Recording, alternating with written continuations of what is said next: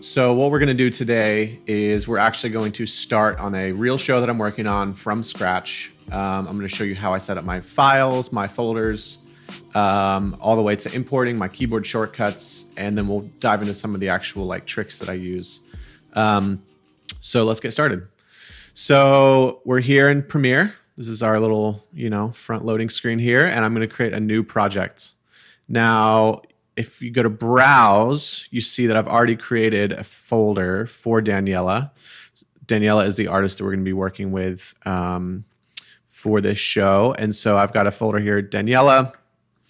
I've got Premiere music. I've already downloaded her music for the show, exports, assets, deliverables, etc. So for this, obviously, we're going to place our project file in Premiere.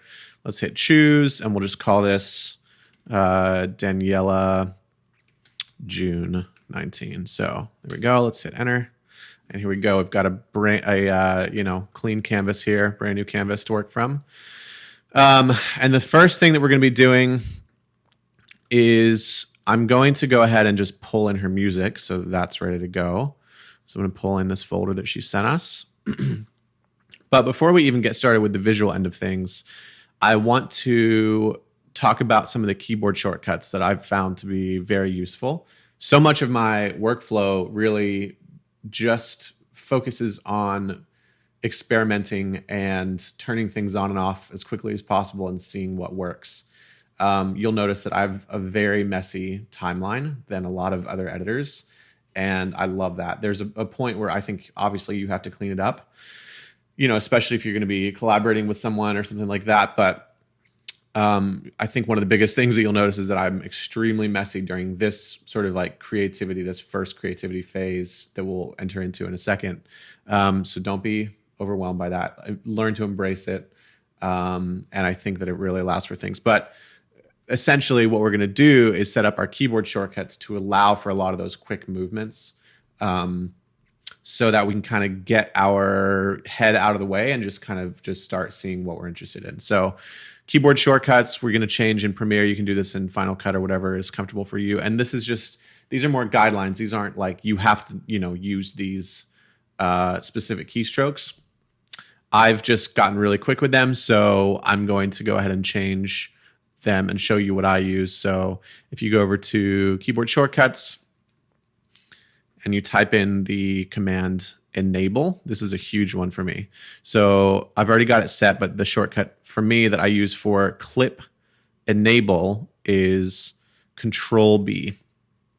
So what this allows me to do is, it's kind of hard to show you, but I've got my pinky on Control and my index finger on B, and I can easily move with my mouse and then sort of like tap around, and just turn things on and off. And see what layers are interacting with each other in an interesting way. So I've got that one set. The other one that I'm really into using on a consistent basis is Nest. So for me, I have this as the number 3. If I hit 3, I can just nest sequences. In Final Cut, I think that's called a compound sequence or something like that. But yeah, so those are the kind of the two main ones that I use in this workflow. So I'm gonna hit OK. That's set.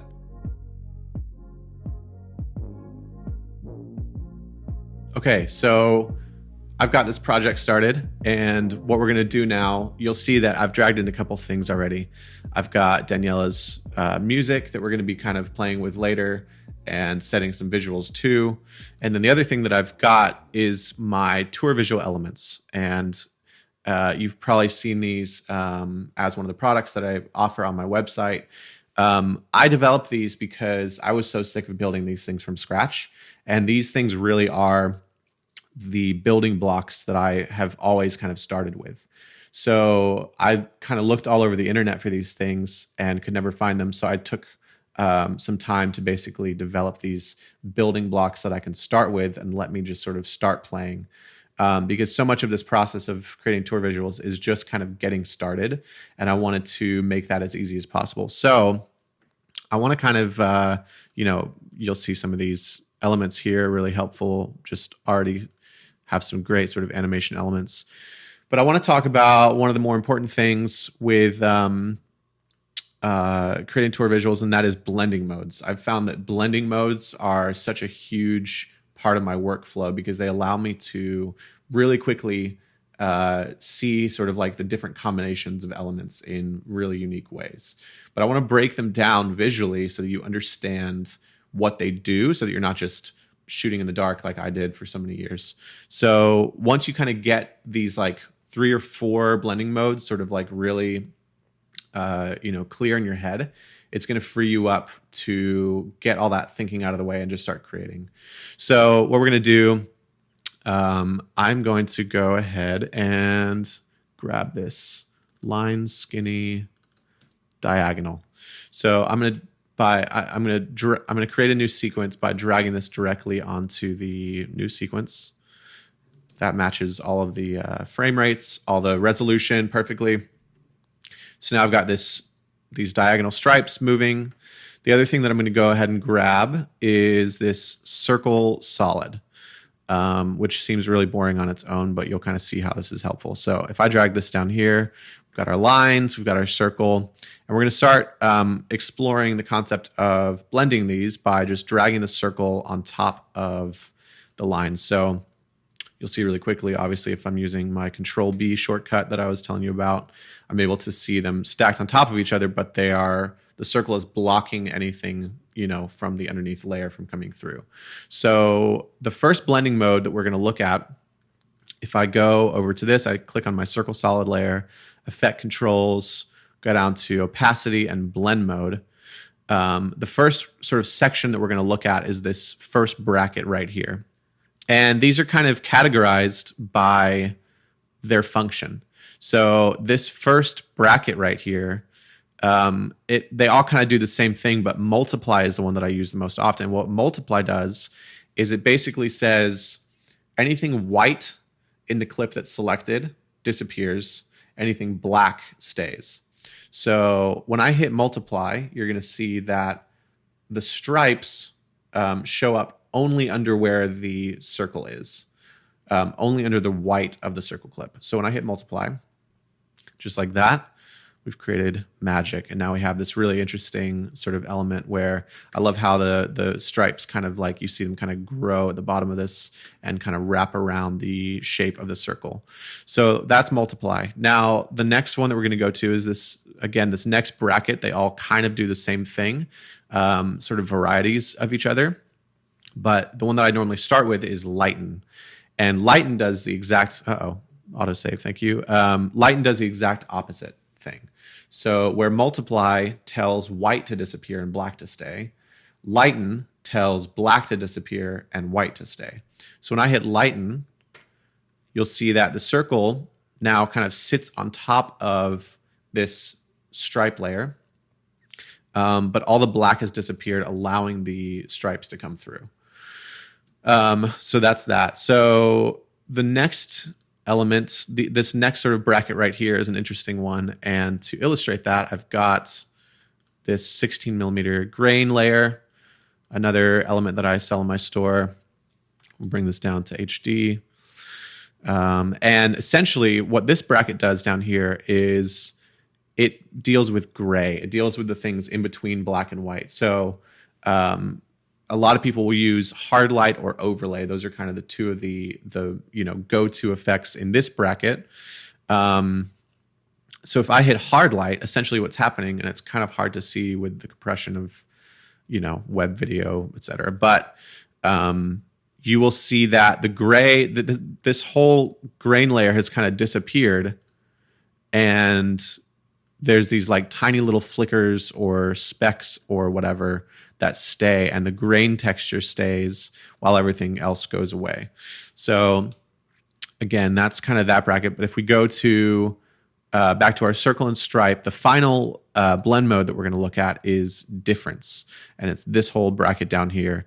Out of these, I would say that difference is really the only one that I use. I think for the other categories, there are times where, I'll use screen instead of lighten or add instead of lighten. But for this, to be honest, I usually use difference. And I don't really play around with the others too much because I'm just not crazy about the way they look. That's not to say that for you, it might not be one of your favorites. So you have to just play. But essentially what difference does is if I change the circle to difference, you'll immediately see that what's happening is everything white, it kind of like controls what's underneath and it creates the inverse.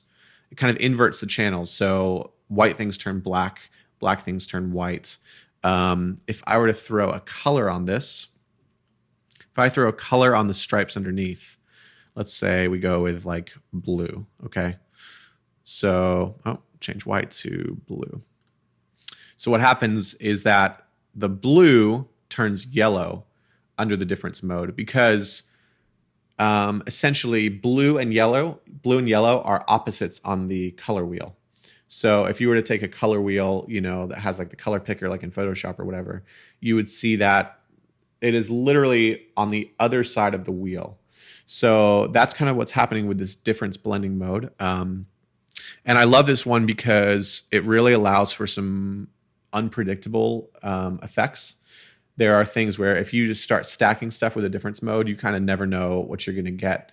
And so it's one that I play with a lot just to see, I don't know, just all the crazy possibilities that can kind of happen with that. So that in a nutshell is the sort of foundational concepts behind blending modes that I think you should know. And we're going to be using those a lot moving forward.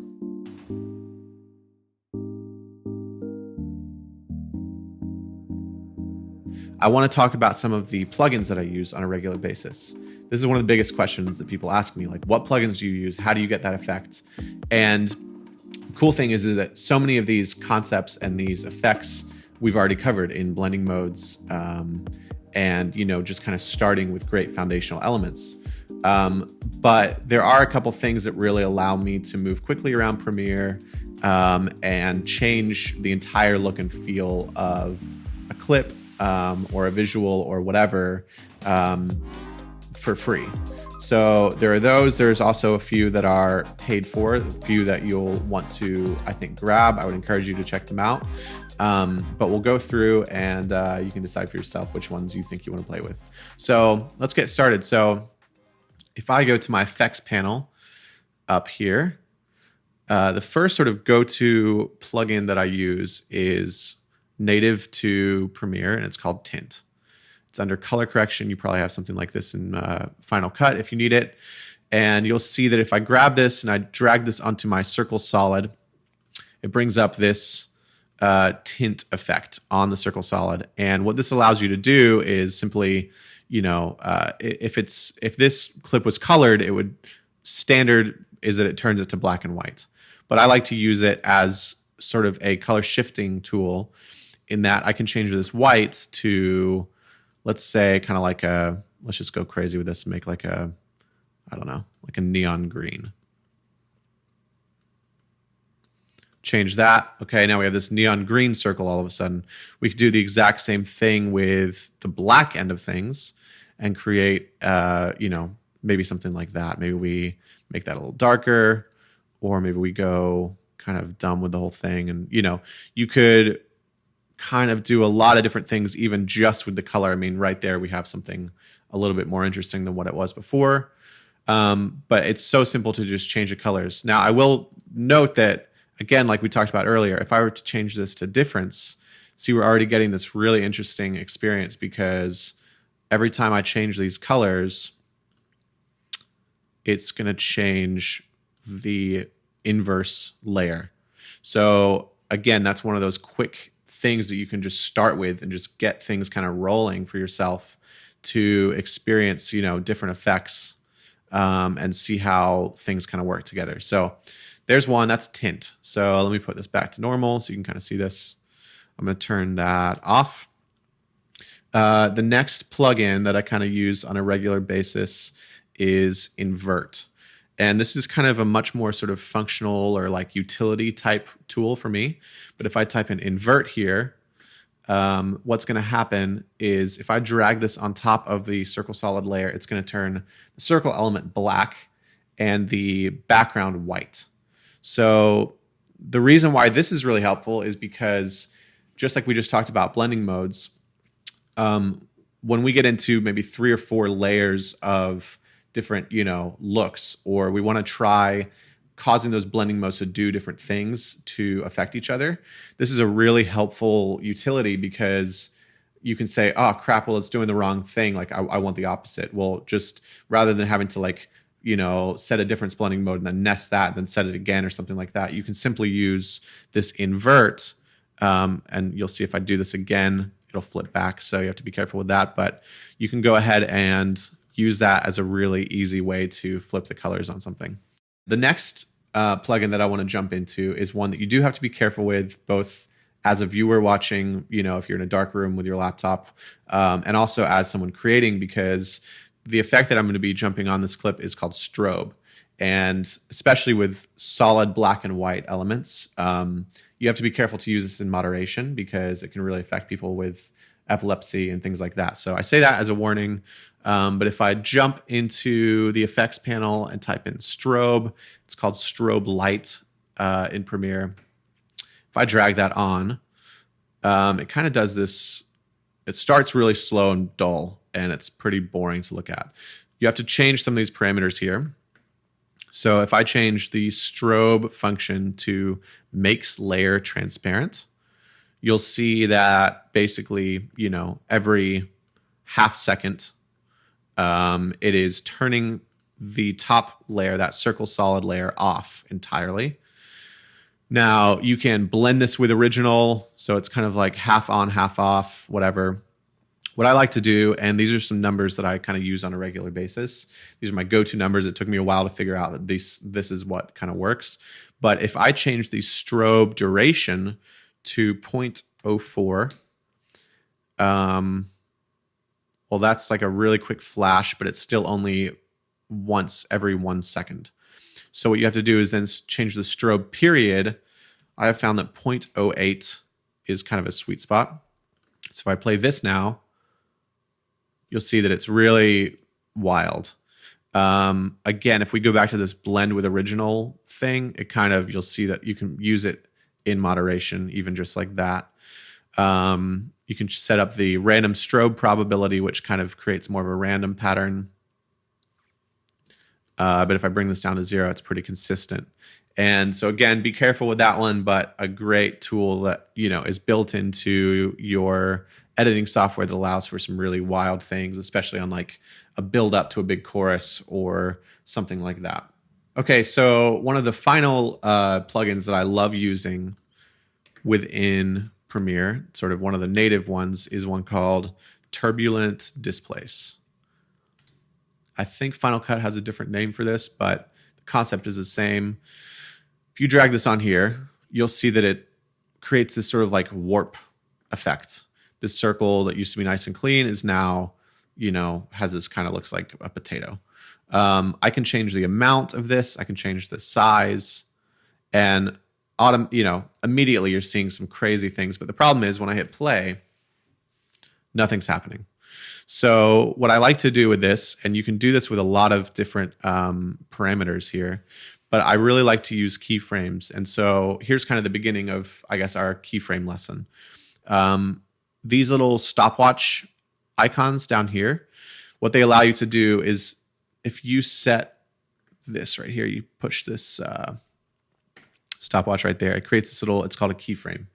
And if I now move down the line and I change this evolution to, let's say, 360, just go all the way around. Well, what's going to happen is it creates another keyframe here. And what it says is that from this point, from this first keyframe to this second keyframe, I want to evolve that far. You can do the same thing with amount. So we could take this, let's say it's at 155 here, and then here it's at 0. So what that's going to do if I hit play is over the course of that period of time that you've set, which is about close to 10 seconds, it's not only growing the amount, but it's changing the evolution. So if I were to drag this to the end of the clip, I could do this with any of the parameters. I want to go like crazy with this, so I'm just going to drag up to like 9, which means that this is going to move a lot faster. So you can see it's kind of like this warbly, crazy thing. It's already got this like amazing life to it. If I get rid of this amount parameter and just let the amount be consistent and the evolution is the only thing that's changing, then you'll see that it's not really, it's not growing from a straight circle to this. It's just straight up starting as this kind of like goopy, weird little flubber animation. And again, this is without having to go into After Effects and, you know, figure out how to make this from scratch. These are tools that are built into your editing software that allow you to do this and just really quickly play. I love how if you go too far with it, and I say too far like in a good way because I think this stuff is really sick, but if you go too far with it, it almost starts breaking the pattern apart. And then remember that what can happen is that I've still got this diagonal line sitting underneath. So if I'm going to change the blending mode back to, let's say, lighten for the circle solid, well, now this kind of like goop situation is sitting on top of my diagonal lines, and I've already got this super interesting, you know, element to play with. What if I were to take tint and bring it down to diagonal? Let's change this to like maybe that same lime green that we were experimenting with earlier. Okay, well now we've got something really interesting. I'm going to go ahead and take turbulent displace again, and I'm going to drag it on the lines. Okay, well now my lines aren't just straight lines anymore. Now they're this very interesting kind of like curvy element. I can, you know, totally destroy this. So now it's almost like this crazy like, oh man, that stuff is cool. And this is, again, one of those concepts or one of those effects that I use on a regular basis. So think about, you know, how powerful these are, because even just like that, I mean, that's, you know, 2 minutes of work, and we've created something that could be the visual for an entire song in the right setting. And, you know, especially if we were to do something like keyframing it so that that evolution takes over the course, you know, of an entire song. So you start with just these simple lines or a simple circle, and by the end, the whole thing is warping. Well, you might have a song that fits perfectly too, where the song is slowly building and everything slowly starts sort of falling apart. So those, you know, are my go-to plugins within Premiere that are kind of native. You don't have to purchase them or anything like that. Now, I do want to talk about some of the plugins that I've paid for, because they, to me, have been incredible investments, not only in tour visuals, but in a lot of the sort of like adding texture to a lot of the footage that I capture and stuff like that. Title sequences, all those kinds of things. And they're very, very affordable. I will include links to all of these so you don't have to dig too far right now. So for right now, I just want to show you what they do. But the first one that I kind of go to on a regular basis is RGB separation. So this one is from Red Giant Universe. That's part of a monthly subscription for them. And if I drag this on here, it starts with everything off.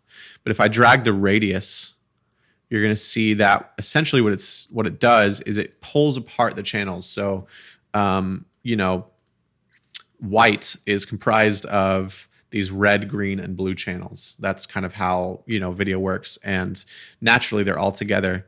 Now, of course, this is an effect in and of itself. It's kind of like a 70s vibe you could kind of play with. But you can change the angle too. So even here, you have this crazy thing that would allow you to create a lot of different effects if you were to keyframe them. Distortion, really interesting stuff. Pretty wild. But I like to use this in a really subtle way. So I'm just going to reset this plugin. And what I like to use it for most of the time is just setting this to, like, let's say 5. And what it does is it takes a normal white circle and just kind of adds the most, you know, sort of intricate little textured detail right there. Even at 3, it just creates this really nice effect that kind of, you know, sets it apart from just being a white circle. And that's something that I love. Now, if I were to do this for, let's go back to our project. I'm going to pull in my stars layer because this is something that I like to apply it to. So we're going to grab our stars no tail layer. And this sits really nicely here. What's cool about this effect is that if I grab that RGB separation, I drag it back on top, what it kind of does is it kind of goes pretty evenly on this stuff, where you can see that everything on the outside is the same as the inside. But what you can kind of do is you can use that distortion parameter to say, okay, it's only going to start to affect things towards the outside of a clip, which is what's that? It's called chromatic aberration, which was kind of a more naturally occurring concept with older technology when it came to like old TVs, things like that. That would happen naturally, where pixels would kind of separate from each other. And with modern technology, we've been able to blend those two things and make it so that white is white. White is not white with a side of red or a side of blue. But I love using it as kind of like a way to set like a vintage effect in place really quickly. So I think there's actually one called Chromatic. Yep. So part of that same Red Giant Universe plugin is this chromatic aberration, which does that a little bit more naturally. Now, I think it's a bit intense off the bat, so I don't go to it often because I feel like I can just do this easier by doing it myself. But essentially, you'll see that it's very much distorting the stuff around the outside while leaving the inside more intact. So that's a bit of a shortcut if you want to play with that as well. So another plugin from Red Giant that I love, and I do use it in moderation because it's becoming a little bit more noticeable, and it's one of those effects that you really have to choose your timing on it, but it's called Glitch. Let's see if I can spell glitch. So uni glitch. If I drag it onto my circle here, what you're going to see is that it kind of pulls these things apart. Now, it does it in a pretty intense way. That's way too fast for my taste. But again, and what it's kind of distorting and creating this like pixely vibe, which I'm not crazy about I'm not crazy about how intense that is. But if you come down to the, settings here, you can take the compression to 0, which really helps to me. You can change the glitch frequency to like 10, glitch speed to, 5, maybe pull up the, glitch speed random. And what that does now is it just really slowly, maybe a little too slowly. So essentially what that does, we'll turn up the speed, is it just kind of randomly destroys those things. Now they have some great presets. If you go to choose preset, you can come down to just displacement or slow displacement, which I really love. And this kind of does a great job of dialing in those parameters nice and, easily for you without having to worry about it too much. So I'm kind of glitching here already because it is a pretty heavy duty plugin, but it's a great one to play with. You just might need to know that you need to turn down your resolution to be able to view it. Okay, so now that we've talked about some of the plugins within Premiere, I do want to show you some of my favorites that I kind of go to After Effects for. So I'm going to go ahead and open After Effects while we're talking here. But there are some plugins that are a little bit too heavy duty for Premiere and the way that Premiere's graphics engine handles it. It's just, After Effects just has a way of kind of like, After Effects just handles images a little bit differently. And there's such sort of like a more open source kind of like, it feels like it's a lot easier for developers to create plugins for After Effects. So a lot of the time what I'll do, because like I mentioned, I'm not super, great in After Effects. What I'll do is I will take something that I want to try. I'll take a piece of footage that I want to affect specifically. I'll take the entire render of, of a visual that I've been working on, and I'll bring it into After Effects, kind of jack around and just kind of like, I don't put too much pressure on myself to be perfect and move around as fast as I do in Premiere. But what I use it for is these effects that you can't find anywhere else. And so if we start coming in here, we'll create a new project. I'm going to take some of these same circle. Let's go my tour visual builder. You're seeing my messy version of this whole thing. Okay. And let's go ahead and grab this circle solid again. We'll drag this into a new comp, same like we do in Premiere. And one of my favorite ones is one called TV Pixel. So a lot of people have asked, how do you create the TV Pixel effect from the modular Retro Elements pack? Well, this is how you do it. I love this plugin. It's been one of my favorites to work with recently. It's from, let me find it. It's from a website called aescripts.com. Again, I'll include the link. But aescripts.com has a ton of amazing plugins for After Effects that are very affordable. I think this one was like $30. And you'll see, I'm going to drag this directly onto my circle layer. And you'll see that it creates this really beautiful effect. Let's make all this window a little bit bigger. It creates this really interesting effect. Now, I do, like with everything else, you got to sort of dial this stuff in. If I were to take this down from 1 and 2. So I had on quarter resolution there, but this is the full resolution. So the more I change this, the crazier, or the more intense this effect can be. I like to keep it probably around like either 1 and 2 or 2 and 3, something like that. And that same concept of like RGB separation, I love how they've built it into this TV Pixel thing, because that's one of the things about the TV Pixel effect that happens naturally on an actual TV, is that it does have this separation that makes it so special. So what you can do is kind of blend this with the original. You can bring this down to, let's say 25%, and it makes it a little bit more white, a little bit more dominant, or 70%. Now, this plays, in one way on the color white, it makes it all red, green, blue. If you were to find, again, tint in here, drag this before TV Pixel, which is important because it's very much like an effects chain. If I were to change this like to the orange that you have in the Retro Elements pack, you can see that it's doing some really cool things here. Let's take this down. So you've got this really interesting piece of, this really interesting asset to play with right off the bat. Now, one of the next ones is also from AE Scripts, and it is called Pixel Sort.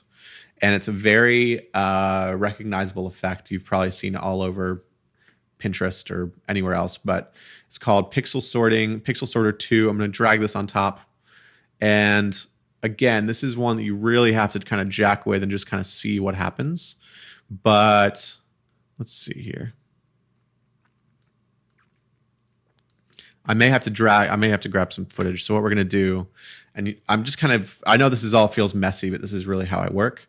I'm going to go up and grab some of these assets. I've got this thing that I created that is basically a sequence of still images flashing all, I think, at 1 frame per second.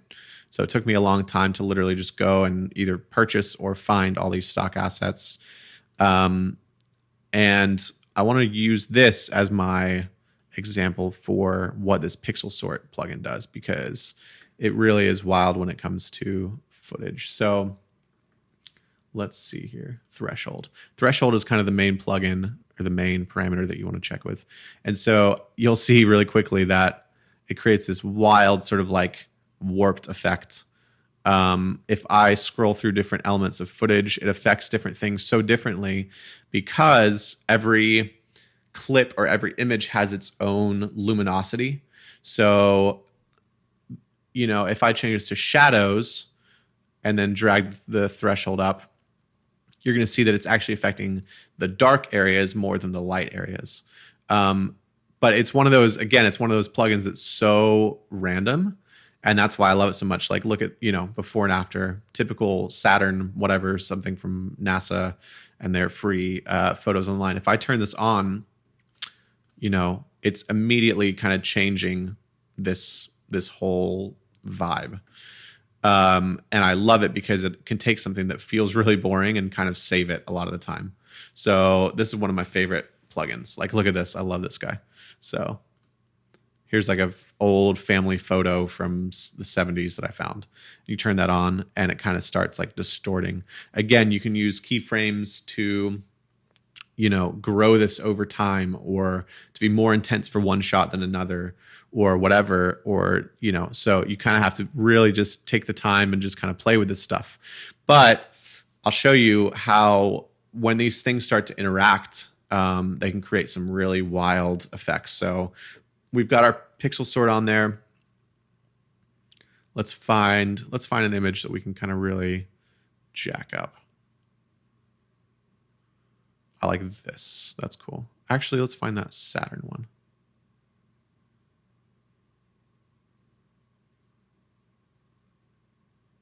P.S. A lot of these are actually like literally photos that I took on my iPhone that have just that just add to a sequence of shots. You know what I mean? So sometimes you just need a bunch of random stuff, and it can be from your iPhone. It doesn't have to be shot, with some crazy camera or whatever. Okay, let's go to this lightning, actually. I love working with lightning clips because there's so much contrast. You got this bright white beam and this sort of like darker shadowy sky. So obviously if I change this to highlights, it's going to really dramatically affect the whites. So it's taking the white and it's kind of distorting it. Now this Pixel Sorter's plugin, it's really cool because you can change the angle of it. This is an upgrade or an update to the plugin that they added, I think around last year. And so if I wanted everything to just be straight up and down, I could do that. I could change this threshold to be way more, affecting and pulling things down, or I could change it to be more horizontal or the other way, or whatever kind of works best for your clip. Now, if I'm going to go ahead and grab TV Pixel again. I'm going to drag it on top of this. And I'm actually going to drag it underneath because, again, see the difference between what happens when an effect is on top versus on bottom. It really changes things. I'm also going to create an adjustment layer. And I'm doing this quickly so you can just see how simple some of this stuff is. But the one thing about the TV Pixels plugin is that you do have to kind of adjust the levels a little bit. So I'm going to use this levels plugin on top of everything. The adjustment layer basically affects everything underneath. And so you'll see that if I bring this up, you can kind of really start to see that shine again.